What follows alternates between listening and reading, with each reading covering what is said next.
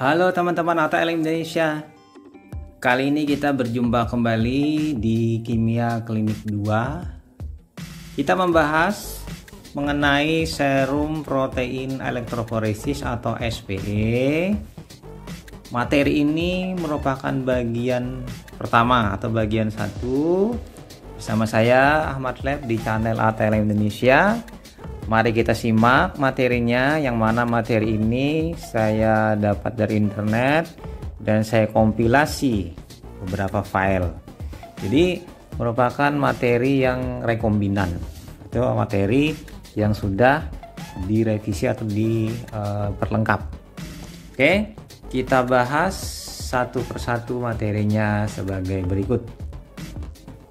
Elektroforesis. Nah, kita lihat dulu.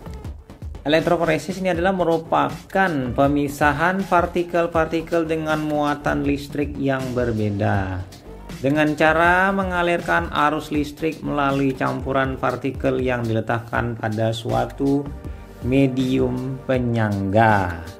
Di sini kita bisa melihat pemisahan partikel-partikel dengan muatan listrik. Jadi pemisahan dengan bantuan muatan listrik. Jadi nanti akan dia mengalir atau bergerak sesuai dengan kemampuan masing-masing dengan menggunakan medium penyangga, fase diam. Nah, itu fase diam medium penyangganya. Lalu apa yang terjadi? Molekul bergerak dengan kecepatan yang berbeda-beda ke arah elektrode sesuai muatan, dan konfigurasinya juga ditentukan oleh sifat media penyangga yang dipakai. Jadi nanti di sini dia akan bergerak berbeda-beda, gantung dia nanti, misalnya dia lambat, ada yang cepat, nah, dan ada nanti dia bercaknya besar, lebar, ada yang tipis. Juga ini ditentukan oleh sifat media penyangga yang dipakai. Lanjut lagi. Nah, prinsip elektroforesis kita bisa melihat di gambar. Nah, di situ basic arrangement for electrophoresis. Jadi diberikan kutub positif dan kutub negatif, lalu bergeraklah dia tadi berdasarkan dengan kemampuan geraknya dengan bantuan listrik. Nah, sebagai power supply. Jadi kita bisa melihat di sini bahwa teknik pemisahan komponen atau molekul bermuatan berdasarkan perbedaan tingkat migrasinya dalam sebuah medan listrik. Jadi kalau kita artikan ilustrasi yang digambar. Nah, dulu pemeriksaan protein elektroforesis merupakan pengukuran protein dalam darah dengan menggunakan metode elektroforesis, yaitu memisahkan protein berdasarkan sifat fisik protein itu sendiri. Nah, sifat fisiknya yaitu apa proteinnya? Albumin, alfa 1 globulin, alfa 2 globulin, beta globulin, dan gamma globulin. Jadi pada prinsipnya di sini terdiri dua protein, albumin dan globulin. Globulin ada alfa 1, alfa 2, beta, dan gamma globulin. Elektroforesis protein adalah teknik pemisahan protein berdasarkan ukurannya dan memperlihatkan hasilnya nanti dalam bentuk bercak. Nah, bercak nanti. Lanjut lagi. Serum protein elektroforesis. Jadi serum itu di kertas khusus yang dilapisi gel agar-ros, kebetulan ini agar-ros, dan dialiri arus listrik. Maka itu akan terjadi berupa pergerakan berdasarkan ukuran dan muatan listrik. Dibagi menjadi pertama albumin, kedua alfa 1 globulin, alfa 2 globulin, beta globulin, dan terakhir adalah gamma globulin. Jadi dibagi menjadi, pada prinsipnya menjadi 5 bagian yang ideal. Nah, kemudian manfaat pemeriksaan. 1. Screening, itu untuk uji saring terhadap gangguan atau perubahan dari susunan protein di dalam darah. Yang kedua, diagnosis. Jadi di sini digunakan sebagai diagnosis untuk melihat apakah dia ini mengalami kelainan disebabkan oleh penyakit-penyakit tertentu yang mana ini akan menjadi penegak diagnosis nanti. Yang ketiga, evaluasi, di mana dapat dilakukan pada beberapa penyakit atau kondisi seperti apa?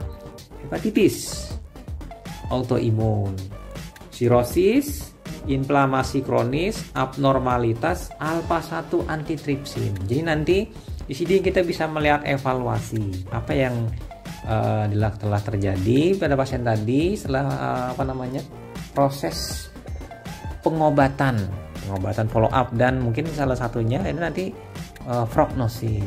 Di sini screening, diagnosis, evaluasi, di sini follow up dan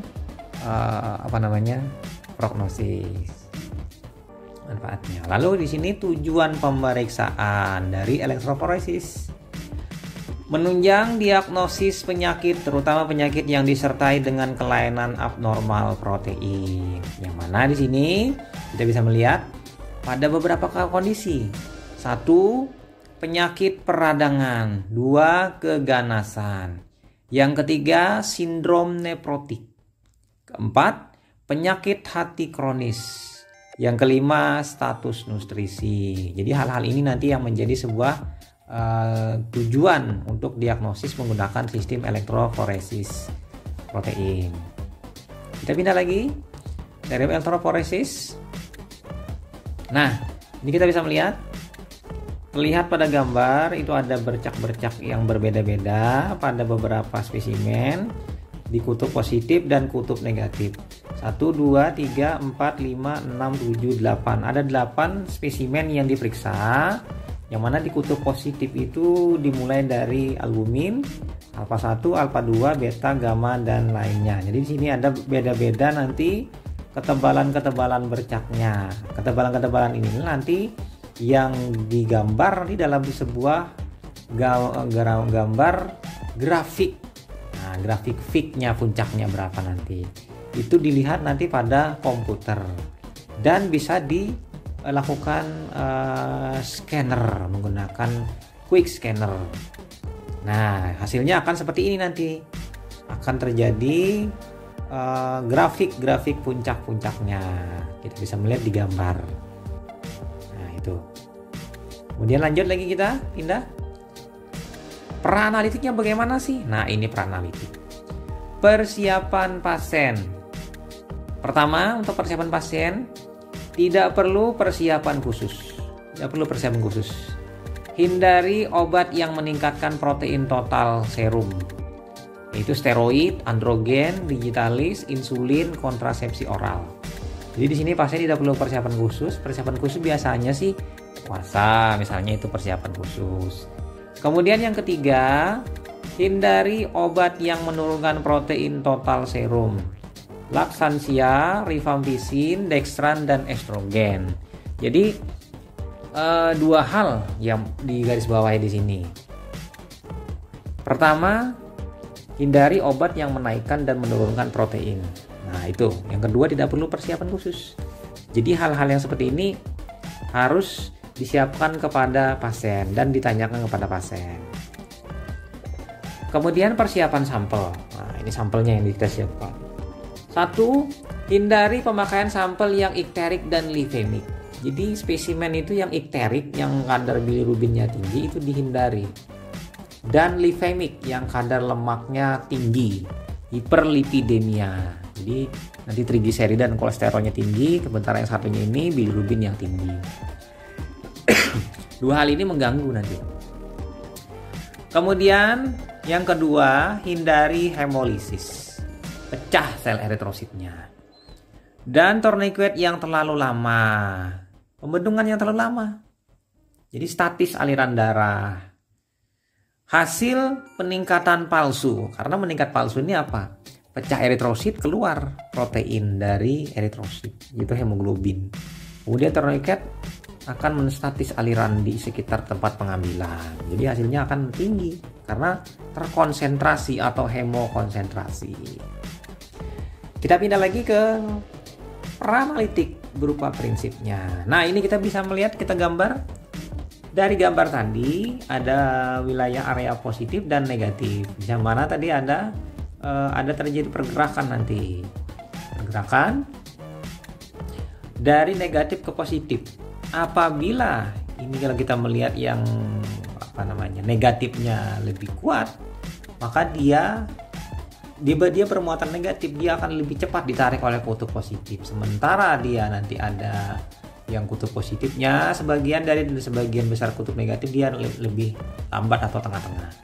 Sementara yang paling lambat nanti dia apabila di dalam proteinnya tadi ada muatan positif dan negatif yang berimbang, jadi dia bergeraknya lambat. pH-nya disiapkan pH 8,6. Jadi di sini ada bercaknya, nanti kita bisa melihat di kutub positif dan negatif itu mulai dari sebelah kiri ke sebelah kanan. Ini ada albumin, alfa 1, alfa 2, beta dan gamma. Lanjut lagi, kita pindah ke pra-analitik alatnya. 1. Komponen elektroforesis dan power supply. Jadi ini harus disiapkan dulu. Kemudian yang kedua, komponen densitometer. Nah, ini untuk mengukurnya nanti. Yang ketiga, aplikator. Nah, ini untuk aplikasinya. Yang keempat, bak pewarna untuk proses staining, diwarnai nanti. Destaining. Nah, destaining dan dehydration. Nah, ini menghilangkan air. Yang kelima, bak atau kotak kaca untuk proses clearing, membersihkan, mencerahkan. Yang keenam, oven atau hair dryer, ini untuk mengeringkannya. Nah, lanjut lagi kita di selanjutnya, yaitu peranalitik mengenai bahannya. Bahan apa sih? 1. Sampel serum spesimennya. Yang kedua, kertas selulose asetat.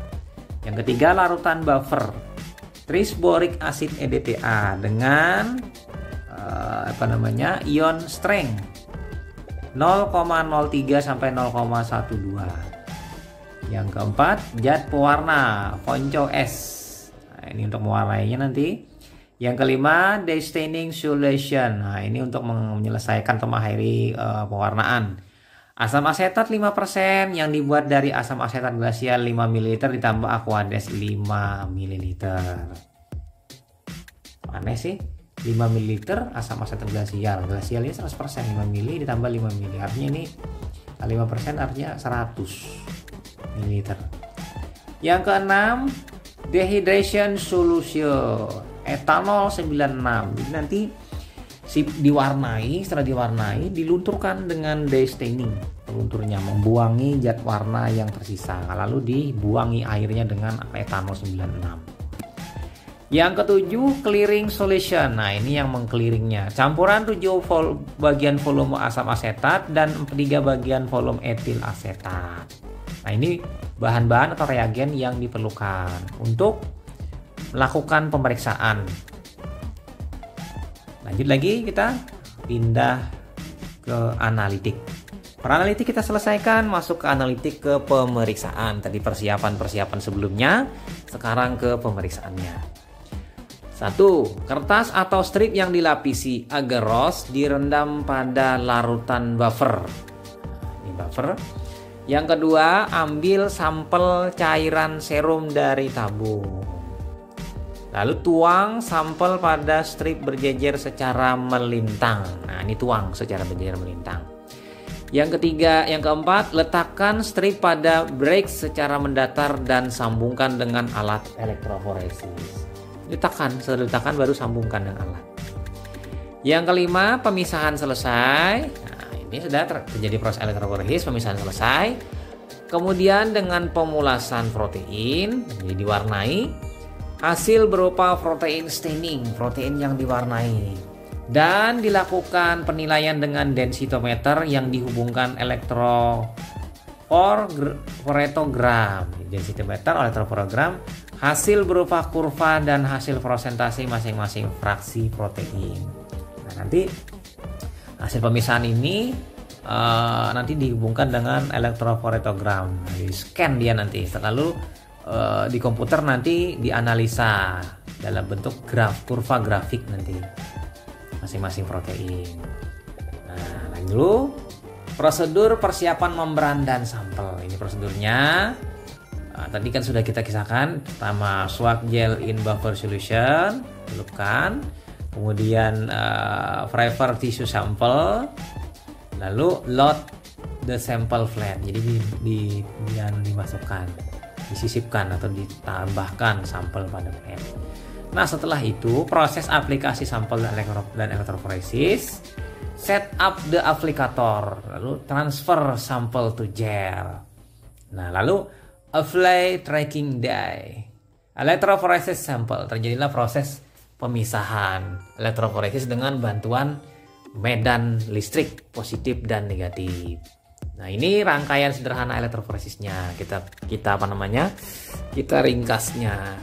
Nah, seperti ini. Nah, gambarnya pada gambar yang A, yang sebelah kiri dan sebelah kanan. Jadi dihubungkan dengan kutub positif dan kutub negatif. Kabel merah dan kabel hitam. Ada dua itu, kabel merah dan kabel hitam. Nah, lanjut lagi. Nah, electrophoresis CAT 3041. Nah, ini yang 3041. Sementara protein staining SAS2, nah ini alatnya. Jadi ada dua alat electrophoresis CAT 3041 dan protein staining SAS2. Nah, ini. Lalu quantification atau pembacaan polyscan. Nah, ini alat scannernya. Jadi, kemudian electrophoresis lagi. Nah, ini hasil dari scan tadi. Lalu polyscan 2. Lalu ditayangkan gambarnya di layar komputer berupa puncak-puncak grafik tiap-tiap proteinnya. Nah, displaynya ini kita bisa melihat di layar komputer. Nah, oke. Kita lanjut lagi. Post analitiknya atau pasca analitik. Yang mana setelah kita melihat pasca analitik berdasarkan skema representasi dari protein, electrophoresis dengan gel agarose. Nah, ini ada albumin sebelah kiri, alpha 1, alpha 2, beta dan gamma globulin. Kita bisa melihat ini pada prinsipnya seperti ini hasilnya. Nah, untuk melihat dari bercaknya seperti ini. Pemisahan protein dilihat dengan densitometer. Nah, dengan densitometer seperti ini. Albumin itu tebal dan cukup lebar. Alpha 1 tipis, alpha 2 lumayan tipis juga tapi agak lebar. Beta juga, beta ini tipis, tidak begitu lebar, dan gamma itu tipis tapi lebar. Nah, seperti ini kalau melihat dari grafik kurva dan densitometer. Lanjut lagi kita. Nah, sama saja juga di sini albumin, alpha 1, alpha 2, beta dan gamma. Dari sini kita bisa melihat dari alpha 1 antitripsin, alpha 1 asid glikoprotein, kemudian alpha 2 makroglobulin, haptoglobin, kemudian lagi ada hemopeksin, transferin, beta lipoprotein, kemudian komplemen C3. Kemudian di gamma tadi IgA, IgM, dan IgG. Ini bagian-bagian dari protein-protein yang difraksikan, dipecah-pecah melalui proses electrophoresis. Jadi albuminlah yang paling dominan di sini, yang kadarnya sangat tinggi. Lanjut lagi nilai rujukan. Nah, ini nilai rujukan. Fraksi albumin itu persennya 58 sampai 74. Kemudian secara kadarnya dia 3,3 sampai dengan 5 gram per dl. Alpha 1 globulin persennya 2 sampai 3,5 untuk kadarnya 0,1 sampai dengan 0,4 gram per dl. Alpha 2 globulin 5,4 sampai dengan 10,6, sementara kadarnya 0,5 sampai dengan 1 gram per dl. Beta globulin, nah ini lumayan, 7,4 sampai dengan 14%. Kadarnya 0,7 sampai dengan 1,2 gram per dl. Dan gamma globulin terakhir persennya itu 8 sampai dengan 18%. Sementara kadarnya 0,5 sampai dengan 1,6 gram per ml. Ini nilai rujukannya. Nah, kita bisa melihat lagi nilai rujukan lain.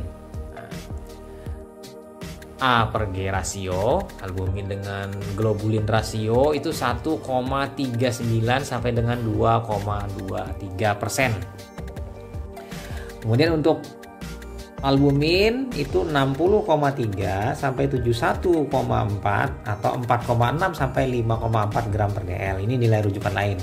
Alpha 1 globulin 1,4 sampai dengan 2,9% atau 0,1 sampai dengan 0,2 gram per ml.